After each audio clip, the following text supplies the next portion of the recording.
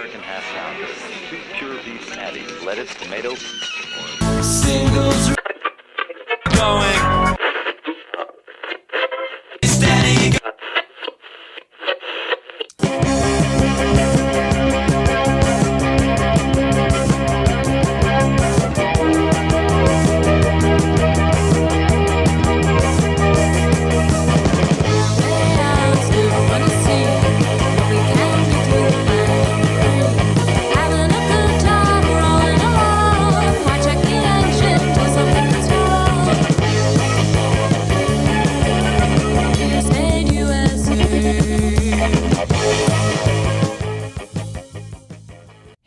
This is Singles Going Steady, the podcast dedicated to exploring great singles with a particular eye to the punk, new wave, and DIY eras of the last century. And I'm Adrienne Meddock. Hey, I'm Steve McGowan. Hey. Hey. Hey. We're in a band, the Beef People. We released a single in 1986 on our own label, Zub Records, and we are record collectors. We're passionate especially about the expression of pop music perfection that is the single recording. Exploring the mystery of what makes for a great single is what propelled us to begin this podcast. This is episode Singles Going Steady 082, and an amazing band with an amazing single. It is. So 082 brings us back to the original punks. Yes. And the original punk movement and X-Ray-Spex. X-Ray-Spex from London. And the single is? Oh Bondage, Up Yours. Oh, yeah. Mm-hmm.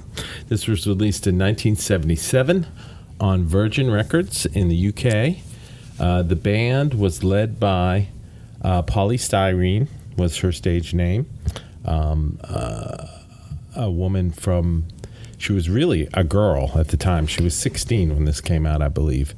And a young woman from London with Somali heritage. And they were a very unique band. Yeah, they were musically unique. Mm-hmm. The sax. Mm-hmm. Yeah, saxophone was prominent in the sound. And we know that super punk instrument, the right. sax, right? Well, nothing's more punk than being iconoclastic. Right, exactly. They were. Polly was very influenced by seeing the Sex Pistols in one of their early gigs. Started her own band. Her collaborator was Jack Airport on the guitar. And also Laura Logic was the original saxophone player who was very important in the beginning of the band.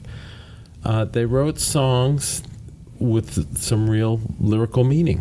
Right. So, they were kids, but, mm-hmm. Their manifesto was anti-racist, anti-sexist. Mm-hmm. Anti-consumerism, especially. Yeah. Yes. Yeah. Mm-hmm. And this particular song, like you said, is kind of a feminist manifesto. I don't know if she thought of it that way, but it definitely is in a great way. And so why don't we go ahead and play it? Yes. It's called Oh Bondage, Up Yours. It's one of the real, truly important punk singles, one of the most original punk singles released. It's by X-Ray-Spex from 1977. Here we go. Some people think little girls should be seen and not heard, but I think, oh, bondage, up yours! 1, 2, 3, 4!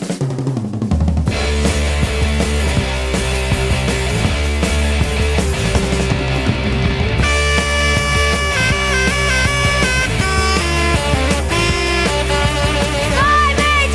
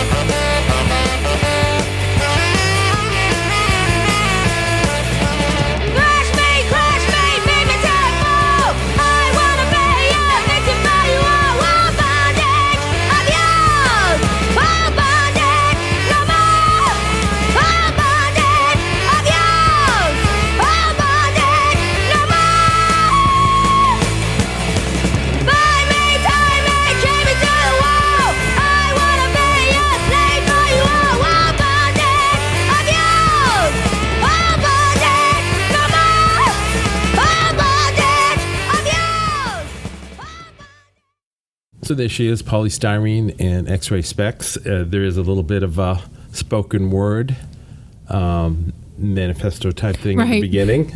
Little girl should be seen and not heard. And then her voice is just, I mean, it's amazing. Powerhouse. Yes. to be so high. I know. And yet powerful. Yes, and goes up and up and back down, and it's crazy. The sax is great. The guitar is pounding. There's everything you want in a punk single, right? Yes. It's got attitude. It's High got, energy. Yeah, and originality. It doesn't sound like anything else. It's not two guitars thrashing away at all. It's very unique as far as having that saxophone driving it and that voice and what she's got to say. She's got a lot to say. Righteous anger. Yes. I have read that this is a very much a precursor of the Riot Grrrl movement. Right. If you were going to look for something as the antecedent. And I know that I know Kathleen Hanna is one of the people that's featured in the documentary, the Poly Styrene documentary that's coming out sometime, right? Right. They're working on a documentary. Her daughter is behind it, and the daughter's written a book. The book is called Dayglow, which we haven't had a chance to read yet, but we're going to soon. And the author is Celeste Bell. That's Poly Styrene's daughter. Right, and the movie project they're working on, and they are crowdfunding it now, so we'll have links check for that you. out. Yeah, it's called "I Am a Cliche," which is one of their songs. X-Ray-Spex famously did not release a lot of music in the original version of the band. They had 5 singles. They had 1 album, Germ-Free Adolescence. Adolescence is the word. And kidhood. yes, and it's an amazing record. It's got Identity on it, and The Day the World Turned Dayglow, and the singles are amazing. And they were adolescents, Yes. or not much more than adolescents at the time that they were together. You see the pictures of them from like '78, and they look like middle school kids. Yeah. I mean, they're just kids, and they were polystyrene with the giant braces on their teeth. Right. They were a big part of the punk scene in London, though. They played the Rock Against Racism shows. They had a residency. They were very. They had a lot of fans because they were so different and so interesting. John Lydon, Johnny Rotten from the Pistols, was in awe of them. He said that they had their own thing going on that didn't relate to anybody else. Right. And he was very impressed by that, which is funny because they took him as an influence. Right. And he was blown away by them. So that's a good sign, when you can make your idols impressed. Yeah, and I remember in the movie DOA, you've got X-Ray-Spex featured there. Yes, and it's just so high energy, and so there are a lot of good YouTube clips of them playing various shows and playing live, and you can tell that they're the real deal. They're really a good band, and Poly is just an amazing front person. Just it's great stuff, and it's so unique. That's the thing I really like about it. It's not like anything else. I can't stress enough about how it's different from the Pistols and the Clash and the Damned and all the stuff you think of as British punk. Yeah, there really aren't. The reference points are not obvious. That we in a previous podcast in this recording session we talked about the Cramps, and you can kind of say, well, it's a little bit of this, a little bit of that. Right. Not that they don't come up with a delicious stew, but you can kind of look at the ingredients. Right. It's a stew, not a puree. Right. And this isn't a puree. This is like some sort of wonderful cotton candy that they've spun out of something that you cannot tell what you don't know what it the was. ingredients are, right? Yeah. And it's just it's day glow color. Yes. Yeah, cotton candy is a good example. But it's there's some sourness in there, right? Yes. I mean, this isn't a confection. No.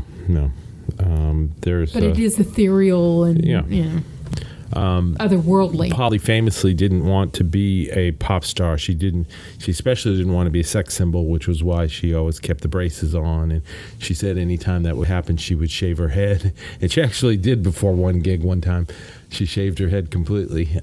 She just wasn't into the trappings of being a pop, being what was expected of a woman in a pop band. They were punk. They were the real deal.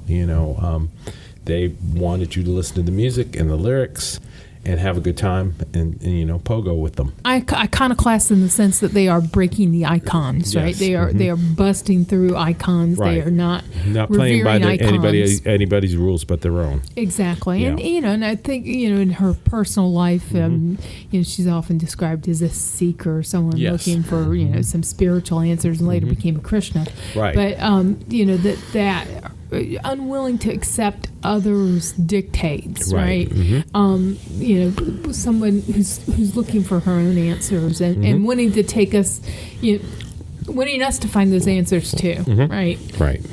And a lot of what you said applies to what happened to the band. They were really only together for 2 years until '79. The touring, they did a full tour of the UK, and that just broke Poly, and she didn't want to do it anymore. She had some mental health issues. Yeah, and she became a Krishna.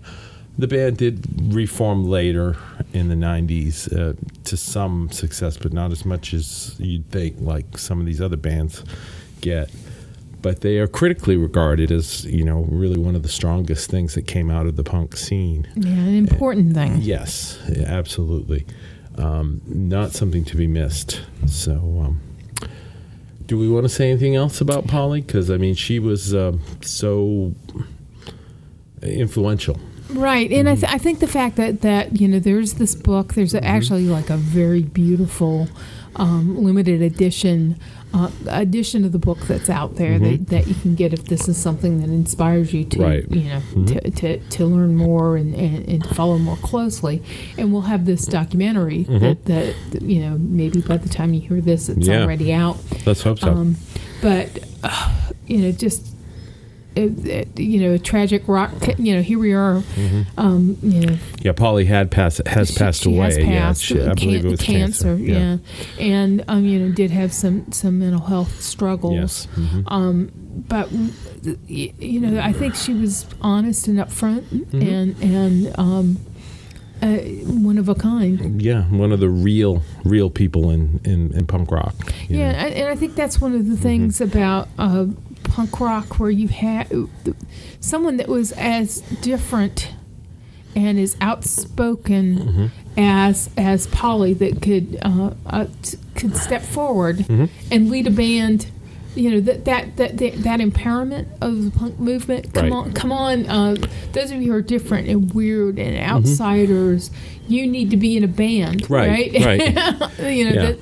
Be front and center and don't hide your light under a bushel. And I think she definitely showed that. Yes, very good. Can you hear anybody covering this song? I was thinking, that slowing it down and almost giving. I was thinking Esperanza Spalding. Oh boy! Right, and that I think that she's got some of that she has enough spirit, and presence to be able to carry it off. And I don't know if it would make it too self-important, but I thought that would give it. That would be a different type of presence for it, rather than someone trying to out Poly Styrene. Right, exactly. Yeah, I think that's a good choice. I was thinking of somebody who kind of came up in a similar situation, young female singer, but who was a little bit more caught up in the machine than Poly was. I would like to hear Annabella in Bow Wow Wow give it a try. Oh yeah, yeah. She certainly has the voice for it, and if they put some of those Burundi drums on it, it could be really interesting. Oh yeah, yeah. And certainly, she's someone who needed the liberation. I think there's the feeling. Yep.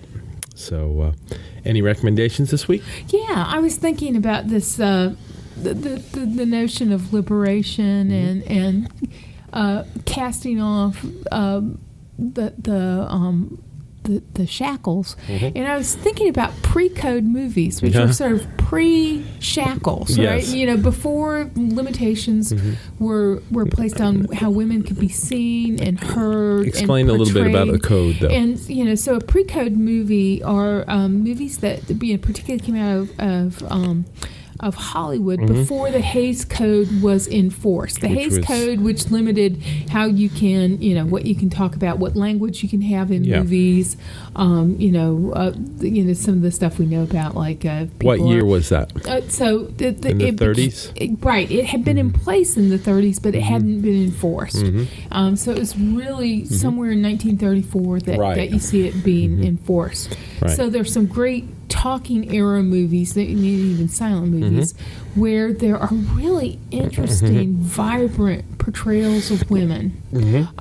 They're not exactly saying no bondage up yours, but they're they're sexually inquisitive. Yeah. They get to be real people. Real people. They have jobs. They have ambitions. That they have agency.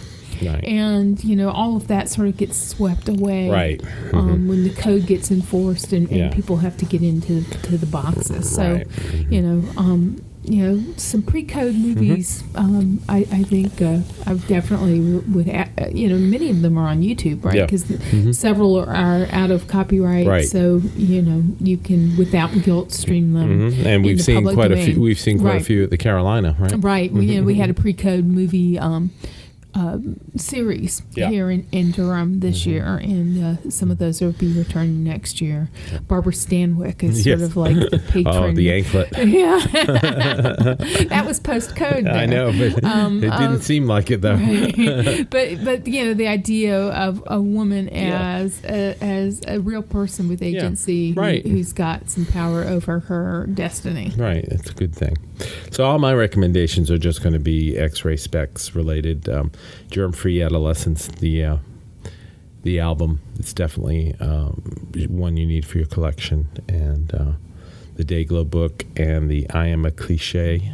I am hoping that we will get to see the movie soon. And I'm going to read the book and get back with you on that one. And those are my recommendations. My recommendation, too, is that maybe your vibrating phone ought not to be placed on a wooden surface when you're podcasting. Cool. No, we didn't hear anything. We didn't. It's all good. So that's our podcast for this week. Singles Going Steady 082. The amazing, influential band X-Ray-Spex, Poly Styrene and the band. And the proto-punk, proto-feminist anthem. Yes. Oh, Bondage, Up Yours. Just an amazing song. And for all peoples. Yes. All peoples, not to diminish it, but that there's something here for human liberation. All right. We will talk to you again very soon. Very soon, y'all. All right. Bye now. To learn more about the artists and recordings we just talked about, visit our website at zubrecords.com and click on the Singles Going Steady icon. You'll also find links to the persons, places, and things we recommend, and much more. You can find episodes of Singles Going Steady on our website or wherever you get your favorite podcasts. Singles Going Steady is brought to you by the power and majesty of Zub Records. Zub Records. Smart sounds for sharp people.